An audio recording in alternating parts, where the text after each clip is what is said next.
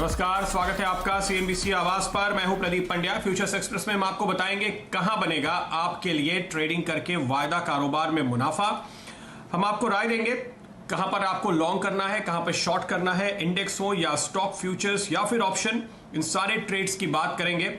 सबसे पहले नजर डाल लेते हैं वायदा कारोबार में आज ऑप्शन डेटा क्या बता रहा है आपको।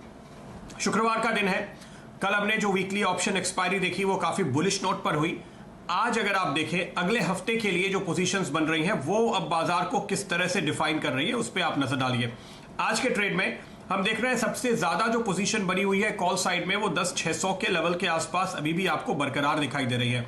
तो ये एक इंटरेस्टिंग बात है कि आज भी आपको 10,600 एक हर्डल के तौर पे अब तक दिखाई दिया है, जबकि हम इस लेवल के ऊपर निकल रहे हैं। हालांकि 10,700 पे भी अब कॉल्स की पोजीशन बननी शुरू हुई है। तो फिलहाल 10,600 के ऊपर एक डिसाइसिव विक्ट्री का इंतजार है। यहां पे ऑप्शन की पोजीशंस थोड़ी कटनी शुरू हो तो वो आपको एक ज्यादा बेहतर संकेत देगा कि यहां से अब आपके लिए मौके ज्यादा बेहतर हो रहे हैं और बाजार में बेस थोड़ा और ऊपर शिफ्ट हो रहा है। वो हालांकि आपको दिखाई दे रहा है क्योंकि 10,400 के पुट में सबसे ज्यादा बिल्डअप देखने को मिला है। 10,500 में आज एडिशन देखने को मिल रहा है। तो आप ये मान के चलिए कि जो पुट राइटर्स हैं वो धीरे धीरे ऊपर आ रहे हैं और वो बेस आपके कहीं ना कहीं और ऊपर आने का संकेत है।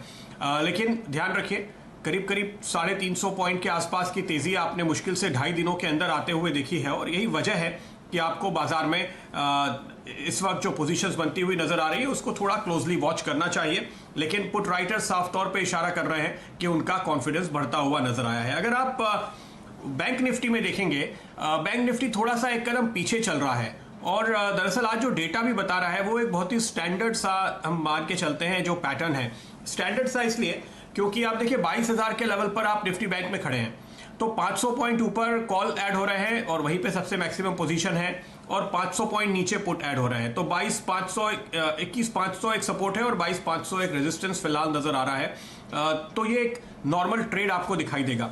एक इंटरेस्टिंग बात आप ये भी देखिए कि 22,000 के लेवल पर कॉल और पुट दोनों तरफ काफी बिल्डअप हैवी देखने को मिल रहा है, एडिशन भी हो रहा है। और अगर आप वहां पे ऑप्शन के लेवल देखेंगे तो आपको एक अंदाजा लगेगा कि शायद एक पोजीशन लोग बना के चल रहे हैं स्ट्रैडल की और उसमें आपको तकरीबन 900 पॉइंट के आसपास का प्रीमियम मिल रहा है। तो वो फिर से आपको बताता है कि अगले 4 ट्रेडिंग सेशंस के लिए, या आज का दिन अभी बाकी है तो 5 ट्रेडिंग सेशन के लिए अगले गुरुवार तक आपकी जो रेंज बन रही है वो यही 500 पॉइंट ऊपर 500 पॉइंट नीचे निफ्टी बैंक को ट्रेड करने की कोशिश फिलहाल बनती हुई नजर आ रही है। तो ये वो रेंज है जो फिलहाल हमारे सामने है। हमारे एक्सपर्ट्स क्या कहते हैं, आइए अब वो जान लेते हैं। हमारे साथ इस कार्यक्रम में अपनी राय देने के लिए HDFC सिक्योरिटीज के विनय राजानी जुड़ रहे हैं। विनय, स्वागत है आपका। ये बताइए कि आप निफ्टी या बैंक निफ्टी पे कहीं कोई ट्रेड लेने की राय इस समय देंगे?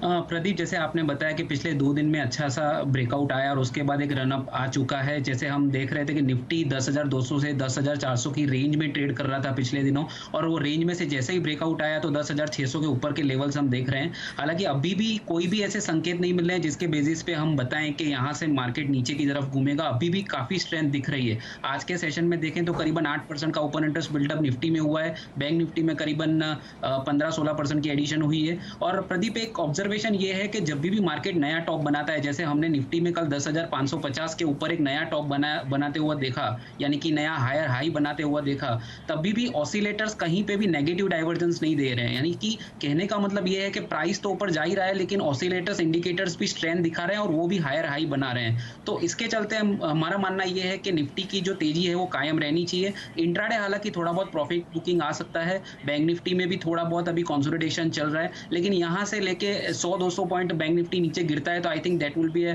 Nice opportunity to create fresh long positions. तो मेरा ये मानना है कि निफ्टी में बाय करके ही चलना चाहिए। करीबन 10,600 पे बाय कीजिए, 10,500 का स्टॉप लॉस और आई बिलीव दैट 10,725 का टारगेट होना चाहिए। बैंक निफ्टी में भी 21,930 के आसपास लॉन्ग करना चाहिए, 21,600 का स्टॉप लॉस रखना चाहिए और अपसाइड में 22,400 का टारगेट रखना चाहिए।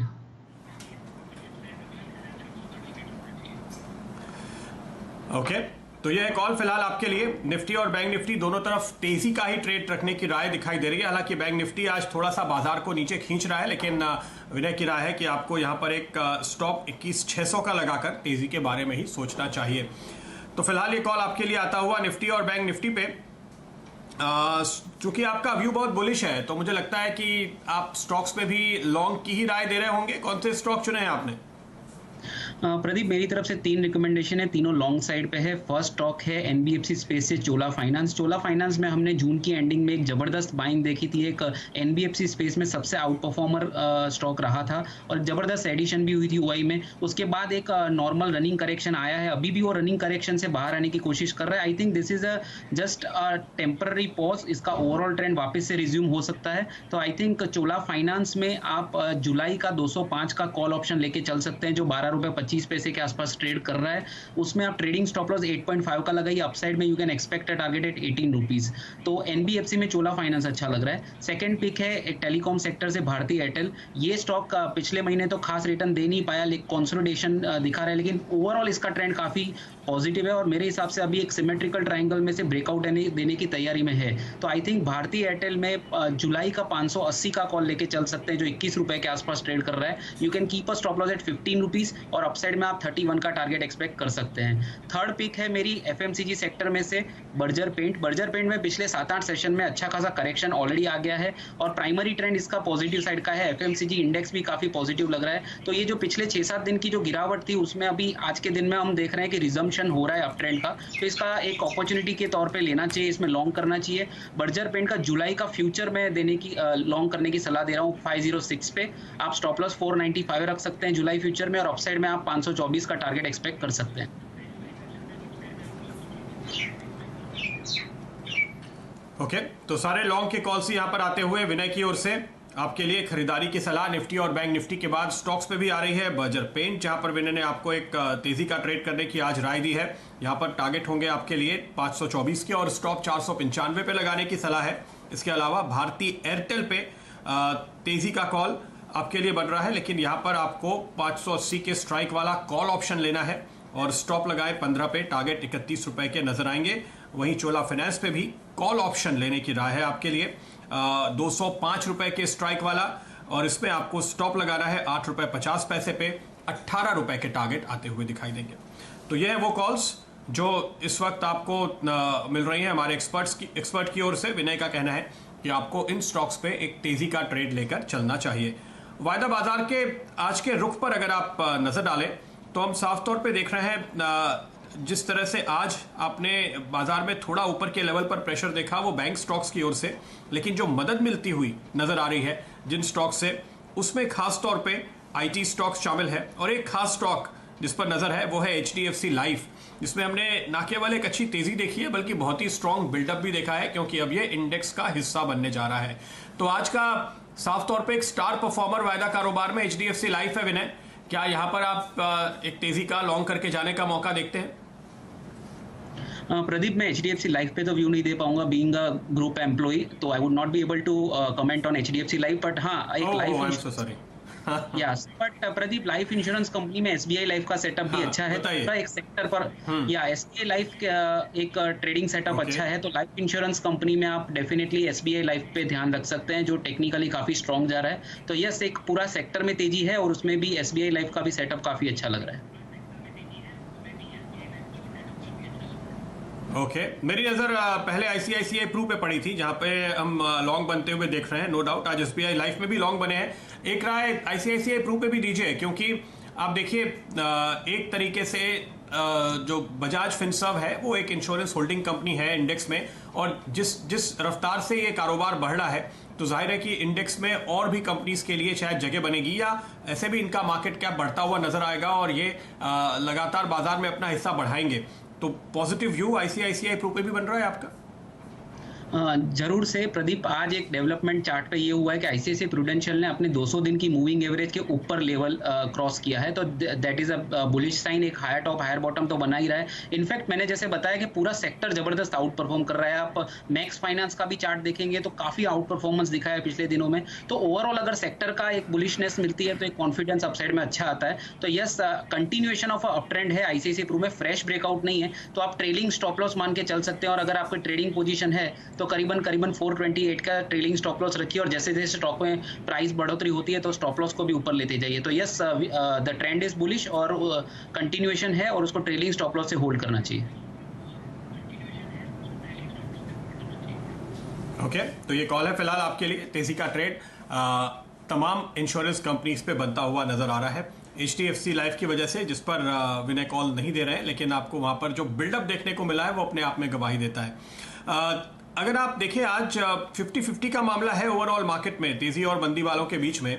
और एक स्टॉक जिस पर हमारी नज़र बनी हुई है मदरसन सुमी, हमने कंपनी के मैनेजमेंट से भी बात की। हालांकि वो काफ़ी कोशिश कर रहे हैं ये बताने की कि दरअसल निवेशकों के लिए फ़ायदे का सौदा है जो वो रीऑर्गेनाइजेशन कर रहे हैं। लेकिन आप अगर आप बिल्डअप देखेंगे करीब 20% के आसपास मैं देख रहा हूँ यहाँ पर शॉर्ट का बिल्डअप हो रहा है। मदरसन सुमी पे क्या कॉल है आपका?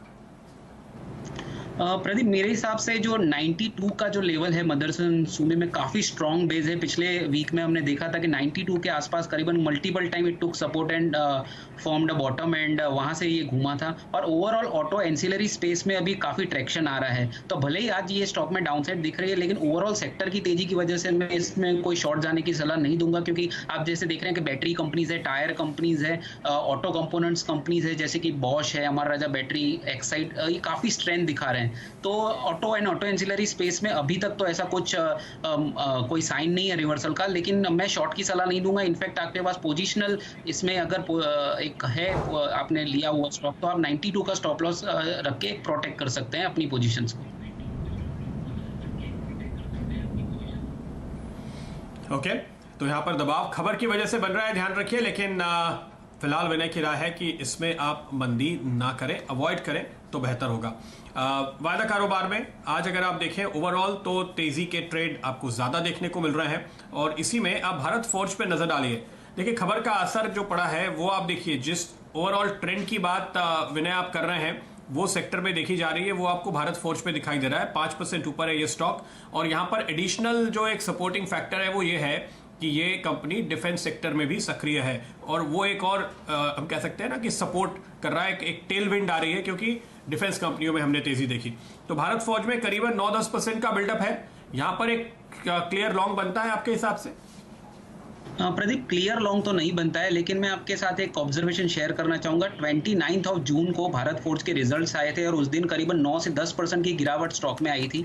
और इस मार्केट की खासियत यही है कि even after posting a weak result the stocks are not falling much. एक इनिशियल रिएक्शन आता है और उसमें फिर बाइंग आ जाती है। तो करीबन 309 का लो बनता देखा था और अभी 351 आ गया है। मैं ट्रेडिंग की लॉन्ग की सलाह इसलिए नहीं दे रहा हूँ क्योंकि 309 का जो लो था वहां से रिजल्ट आने के बाद 50 रुपए की बढ़त, 40 से 50 रुपए की बढ़त पिछले 2-3 सेशन में आ गई है। तो नो डाउट काफी स्ट्रॉन्ग सेटअप है पिछले 2-3 दिनों से। लेकिन ऐसा हो सकता है कि स्टॉक इंट्राडे करेक्शन 1-2 दिन वापस से कंसोलिडेशन में जा सकता है। तो बाय ऑन डिप्स का व्यू रखिए। 351 इज अ प्राइस। मेरे हिसाब से यहाँ से 10 से 15 रुपए का करेक्शन आता है तो that would be a nice strategy to create a long position. लेकिन जिस तरह का एक वीक रिजल्ट आया उसके बाद 40-50 रुपए की बढ़ोतरी हुई, तो I think risk reward ratio is not favourable. Wait for a dip. अगर 15 रुपए की डिप आती है 335 के करीबन, तो आप उस लेवल पे लॉन्ग करिए, तो आपका एक ट्रेडिंग में एक अच्छा पैसा बन सकता है।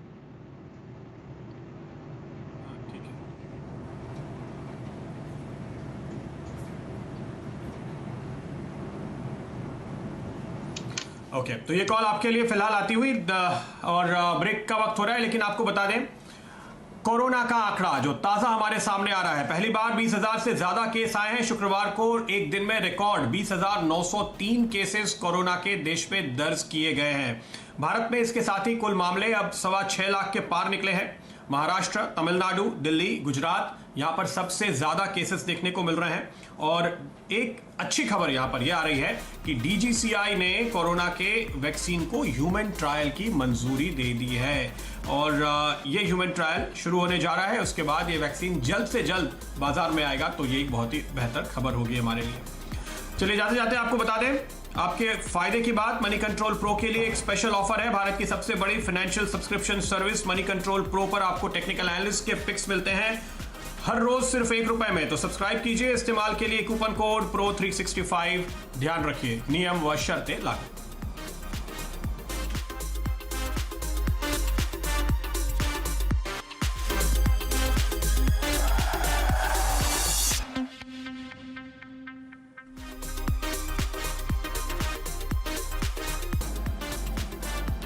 स्वागत है आपका एक बार फिर। आप देख रहे हैं फ्यूचर्स एक्सप्रेस और आज की सबसे बड़ी खबर, सबसे बड़ी खबर है कि चीन के तनाव के बीच प्रधानमंत्री नरेंद्र मोदी लेह पहुंच गए हैं और वहां जवानों से मुलाकात कर रहे हैं।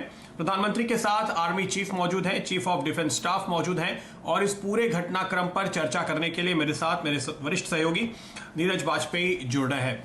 नीरज, ये अचानक दौरा सामने आया, पहले बात हो रही थी कि रक्षा मंत्री जा रहे हैं, फिर पता चला वो नहीं जा रहे हैं और अब प्रधानमंत्री लेह पहुंच गए। बहुत ही जबरदस्त एक अपने आप में सिंबल है ये। क्या संदेश दे रहे हैं चीन को प्रधानमंत्री मोदी?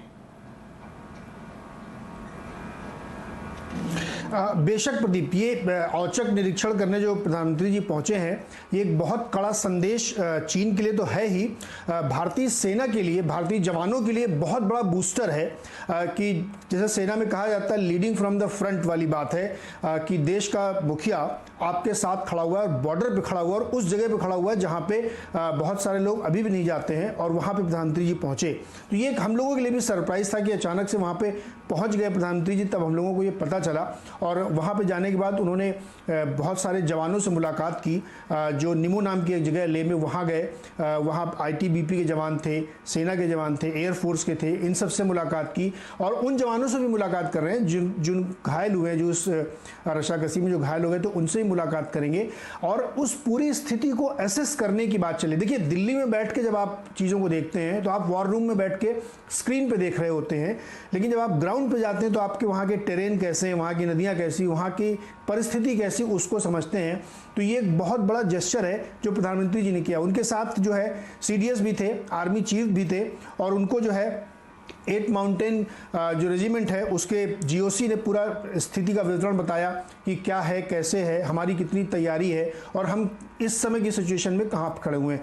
तो ऐसे मौके पर जब बहुत ज़्यादा तनाव की स्थिति है, प्रधानमंत्री स्वयं आगे बढ़ के अगर फ्रंट पे खड़े हो रहे हैं तो ये डेफिनेटली बहुत बड़ा संदेश है पूरी दुनिया के लिए और ख़ास तौर पे हमारे जवानों के लिए बहुत ज़बरदस्त बूस्टर है ये कि देश का जो प्रधानमंत्री वो उनके बीच में उनके साथ खड़ा हुआ है। मुझे लगता है चीन को भी एक बहुत कड़ा संदेश इससे मिल गया है क्योंकि चीनी प्रीमियर तो अभी तक शायद हालचाल पूछने भी नहीं गए हैं और भारत के प्रधानमंत्री बॉर्डर पे अगर उनसे मिल रहे हैं तो ये डेफिनेटली बहुत बड़ा कदम है, बहुत बड़ी बात है।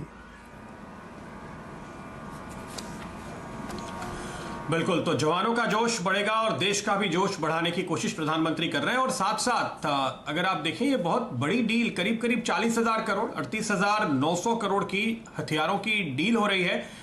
ऐसा लगता है कि बिल्कुल सीमा पे अपनी सेनाओं को और मजबूत करने के लिए जल्द से जल्द कोशिश की जा रही है। कैसे देख रहे हैं आप इसको? हाँ, बेशक प्रदीप, जब हम लोग कल चर्चा कर रहे थे आपको याद होगा तो मैंने कहा था कि स्थिति काफ़ी तनावपूर्ण है और लेकिन नियंत्रण में है। तो हमारी तरफ से पूरी जो तैयारी है और कल शाम को जो ये डिफेंस एक्विजिशन काउंसिल का फैसला आया, ये बहुत बड़ा संदेश भी था कि हम 39,000 करोड़ रुपए खर्च करें डिफेंस में। तो ये इंडिकेट करता है कि हमारी तैयारी बहुत है। लेकिन मैं यहाँ पर बिल्कुल कहना चाहूँगा कि स्थिति डेफिनेटली काफ़ी टेंस है क्योंकि हमारी जिस तरीके की प्रिपेयर्डनेस है और जिस तरीके की सरकार प्रयास कर रही है उससे ऐसा लगता है कि स्थिति थोड़ी सी नाजुक ज़रूर है। क्योंकि आज सुबह ही पावर मिनिस्टर का भी बयान आ गया स्पष्ट तौर पे। पिछली बार जब उनकी वेबिनार में सुन रहा तो वो खुल के नहीं बता रहे थे कि वो चाइनीज़ इक्विपमेंट को बैन कर रहे हैं एकदम, लेकिन आज उन्होंने कह दिया कि चीन से आने वाले कोई भी पावर इक्विपमेंट भारत में इस्तेमाल नहीं करेंगी पावर कंपनियाँ। ये अपने आप में एक और स्टेप है। देखिए, हाईवेज में नहीं आएगा, पावर में नहीं आएगा, एसएमई में नहीं आएगा, इसके अलावा एप्स में हमने बैन लगा दिया है। प्राइवेट कंपनी के जिंदल कह रहे हैं कि हम 2 साल में अपना इंपोर्ट ज़ीरो कर देंगे। तो ये बहुत तरीके से आप कह सकते हैं कि 3 तरह से हम हमला कर रहे हैं, इकोनॉमिक फ्रंट पे, डिप्लोमेसी के फ्रंट पे और बॉर्डर पे। डिप्लोमेसी के फ्रंट में आप देखिए कल यूएनएससी में एक मामला लेके पाकिस्तान गया, वहाँ जर्मनी आप उनके साथ नहीं था, उसने वीटो कर दिया, हट गया। तो जर्मनी आपके साथ खड़ा है, अमेरिका आपके साथ खुल के साथ खड़ा है, यूरोप के सारे देश आपके साथ खड़े हैं और ऐप बैन के पूरे फैसले को सब समर्थन कर रहे हैं। तो इस समय आप ये कह सकते हैं कि तीनों तरफ से भारत ने चीन के खिलाफ मोर्चा खोल दिया है और चीन को ये बहुत पिंच करेगा क्योंकि देखिए बिजनेस जब हिट होता है ना तब आपको रियलिटी में पता लगता है कि आपने क्या कर दिया है। तो बॉर्डर पे तो जो तनाव है ही है, इकोनॉमिक फ्रंट पे जो भारत कर रहा है ये बहुत सीवियर है और इसका असर हमको लगता है जल्दी देखने को मिलेगा।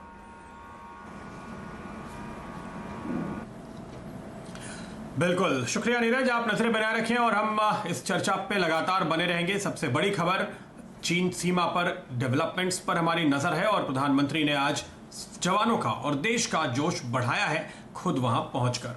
विनय, इजाजत ले इसके पहले एक स्टॉक BEL पे नजर डालिए। डिफेंस स्टॉक्स में जो आप तेजी देख रहे हैं, यहां पर 13% का बिल्डअप अब तक बनता हुआ दिखाई दिया है। क्या अपडेट लेंगे आप? तेजी की पोजीशन है तो ट्रेल करना चाहिए।